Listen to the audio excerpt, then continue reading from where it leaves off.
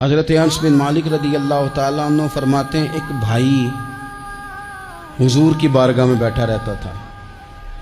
نکما نہیں تھا، شارحین حدیث کہتے ہیں کہ کسی مجبوری سے وہ کام نہیں کر پاتا تھا، یا کرتا تھا تو کام آگے نہیں چل پاتا تھا، ذہنی صلاحیت ہی شاید زیادہ نہیں تھی۔ یہ حدیث مشکات میں بھی موجود ہے، مستدرک للحاکم میں بھی موجود ہے۔ حضرت انس بن مالک رضی اللہ تعالیٰ عنہ فرماتے ہیں وہ حضور کی بارگاہ ناز میں بیٹھا رہتا تھا، اس کے بھائی نے آ کے شکایت کی، یا رسول اللہ صلی اللہ تعالیٰ علیہ وسلم، یہ کوئی کام ہی نہیں کرتا، کوئی محنت نہیں کرتا، کوئی جدوجہد نہیں کرتا، آگے نہیں بڑھتا،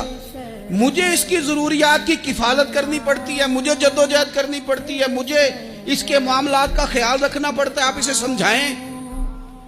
تو حضور نے بہت سارے لوگوں کو سمجھایا جو کام نہیں کرتے تھے۔ ہمیں سیاستہ میں وہ حدیث بھی ملتی ہے جس بندے کو نبی پاک صلی اللہ علیہ وسلم نے کہا تھا کہ تیرے پاس جو بھی گھر میں ہے لا، تو وہ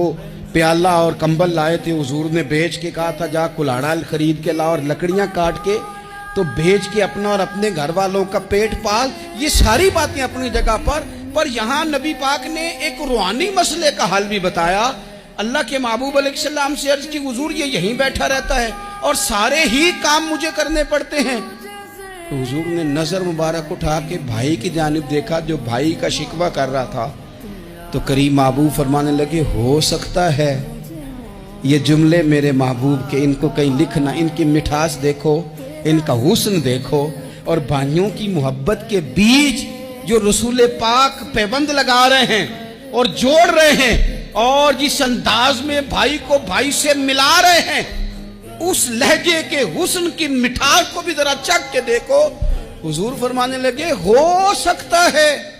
رب تمہیں جو رزق دے رہا ہے وہ اسی بھائی کی وجہ سے دے رہا ہے۔